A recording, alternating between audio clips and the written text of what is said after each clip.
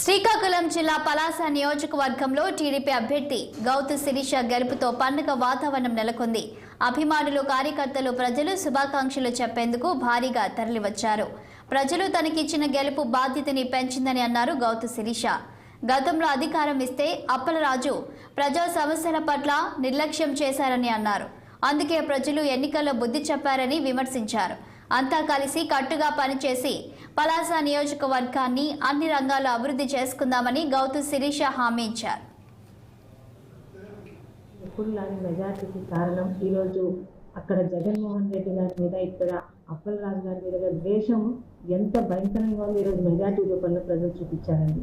ఏ ప్రజలైతే ఆదరించి ఒక బంగారు అవకాశాన్ని ఇచ్చారో జగన్మోహన్ రెడ్డి గారికి, అదే అలసత్వం చూపించి ప్రజలతో నిర్లక్ష్యం, ఏ రోజు ప్రజల మధ్యకు రాకుండా మాట్లాడే ప్రతిపక్షాల మీద కానీ, అలాగే ప్రశ్నించే వారి మీద కానీ ఎలాంటి దురాఘాతాలు జరిగాయో ప్రజలు మర్చిపోలేదు. చాలా సైలెంట్గా అవకాశం వచ్చినప్పుడు 2 చెప్పులు వాయించిపెట్టారు.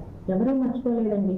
ఒక మాస్క్ అడిగినందుకు దాదాపు ఆత్మహత్యలాగా చిత్రీకరించిన డాక్టర్ సుధాకర్ గారు కానీ, నడి రోడ్డు మీద జై వైసీపీ అన్నందుకు తీగ కోసం చంపేసిన చంద్రయ్య గారు కానీ, నందం సుబ్బయ్య కానీ, ఎంతో మంది ఇంకా పేరుతోనే వాళ్ళు.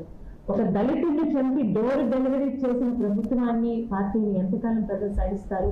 ఇది ఈరోజు వైసీపీకే కాదు, భవిష్యత్తులో జగన్మోహన్ రెడ్డి లాగా నియంతగా ప్రవర్తించే ప్రతి ఒక్కరికి ఒక హెచ్చరిక. ఇక ముందు వచ్చే ప్రతి పార్టీలకి ఎంత బాధ్యతాయుతంగా ప్రజల పట్ల ఉండాలో నేర్పించారు. ముఖ్యంగా ఒక రాక్షసుడి పాలన చూస్తే కానీ చంద్రబాబు నాయుడు గారి అవసరం ప్రజలకు గుర్తుకు రాలేదు. ఒక ఆశయం ఉన్న ఆయన ఆలోచన, ఆశయం, ఎక్స్పీరియన్స్, అనుభవం కూడా ఉన్న చంద్రబాబు నాయుడు గారు, ఆయనతో కలిసి అడుగులేస్తున్న జనసేనాని పవన్ కళ్యాణ్ గారు, వీరిద్దరికి సహకరిస్తారని ముందుకు వచ్చిన బీజేపీ గారు, ఈ 5 సంవత్సరాలు మనం కోల్పోయిన ప్రతి ఒక్కటి కూడా చంద్రబాబు నాయుడు గారు కూటమి సాధిస్తారని నమ్మకంతో ప్రజలందరూ ఉన్నారు.